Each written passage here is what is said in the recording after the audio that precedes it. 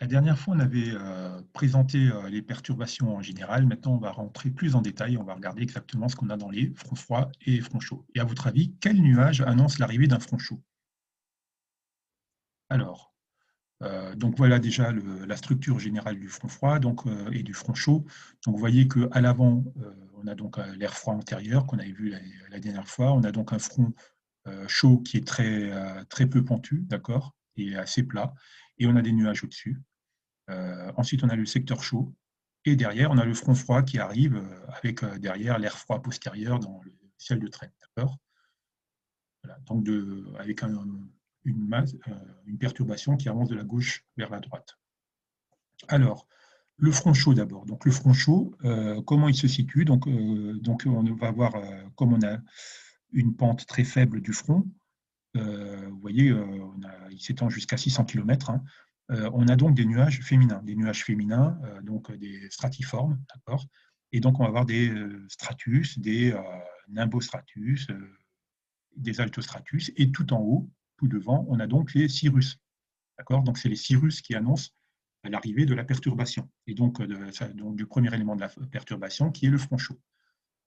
Derrière, on a ensuite le front froid, et dans le front froid, donc vous voyez que c'est beaucoup plus raide. La pente du front froid est beaucoup plus raide. Et donc là, on va avoir un peu des nimbostratus dans l'air chaud devant, mais ensuite derrière, on va avoir surtout des cumulonimbus, des cumulus et des nuages cumuliformes, et donc masculins, comme on les avait appelés, d'accord. Et on avait donné, pour mémoriser, on avait appelé les nuages féminins Juliette et les nuages masculins Roméo.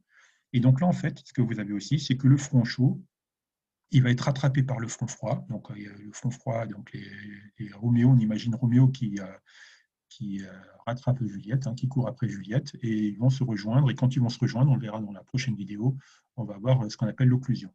Donc, le secteur chaud va se réduire au fur et à mesure jusqu'à la mort du front, jusqu'à la mort de la perturbation, avec le front chaud le front froid qui rattrape donc le front chaud. Voilà. Alors, les questions d'examen. Donc, les nuages annonçant l'arrivée d'un front chaud sont généralement des cirrus.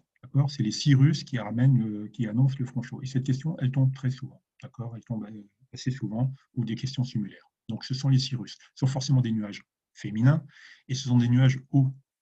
Donc, le stratus, il n'est pas assez haut. Le cumulus et le stratocumulus, ils sont masculins. Ensuite, donc c'était bien cirrus réponse C. Ensuite, dans un régime dépressionnaire, la masse d'air chaud est associée à. Donc, la masse d'air chaud est associée à un ciel de traîne. Non, le ciel de traîne, on a vu que c'était une masse d'air froid. Des éclaircies, de la pluie, un ciel clair, c'est de la pluie. On a souvent de la pluie à ce niveau-là. D'accord. Ensuite, au voisinage d'un front chaud, qu'est-ce que j'ai? Donc ça, c'est à l'avant. On avait vu la dernière fois, dans une vidéo précédente, le voisinage du front froid. Donc là, au front chaud, qu'est-ce qu'on a? On a donc l'air chaud du secteur chaud qui arrive et qui va passer au-dessus de l'air froid. Donc c'est la réponse B. L'air chaud s'élève au-dessus de l'air froid. L'air froid s'élève au-dessus de l'air chaud, c'est pas possible. Le froid monte pas au-dessus du chaud. Donc réponse A ne marche pas. La réponse C, l'air froid s'avance en repoussant l'air chaud devant lui. Donc ça, c'est au niveau du front froid que ça se passe, d'accord.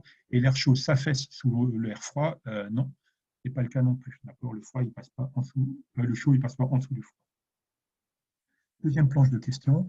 Les nuages associés au front chaud sont principalement des nuages à développement vertical, des nuages instables, des nuages cumuliformes. Les trois propositions sont exactes. Donc, au front chaud, je n'ai pas de nuages instables, d'accord, parce que ça, c'est le front froid. Ce n'est pas des nuages cumuliformes non plus, c'est des nuages à développement vertical, le nimbostratus. Voilà. C'est le nimbostratus qu'on a au niveau du front chaud. Donc, d'ailleurs, au niveau du front froid, on a aussi des nuages à développement vertical, mais ce sont des cumulonimbus. Donc, c'est la réponse A, des nuages à développement vertical. L'apparition dans le ciel de nuages du type cirrus annonce l'arrivée d'une masse d'air froide, un réchauffement par rayonnement des basses couches de l'atmosphère, un changement de temps dans les heures qui suivent, la mise en place d'un air stable pour plusieurs jours. Donc, c'est évidemment une perturbation qui arrive et donc un changement de temps dans les heures qui suivent. Alors, c'est la réponse C. Enfin, une dernière question un peu compliquée parce qu'elle fait partie du CAVA.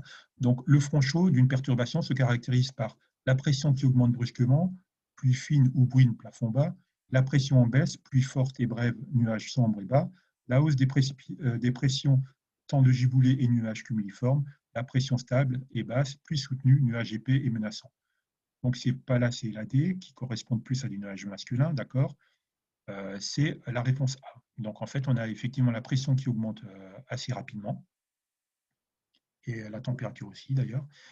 Et ensuite, on a une pluie fine, hein, ou une bruine qui correspond à des nuages féminins, d'accord, stratiformes, euh, et du stratus, hein, et ensuite les plafonds bas, c'est-à-dire la couche nuageuse est de plus en plus basse, et à la fin, on peut même avoir des stratus qui touchent le sol.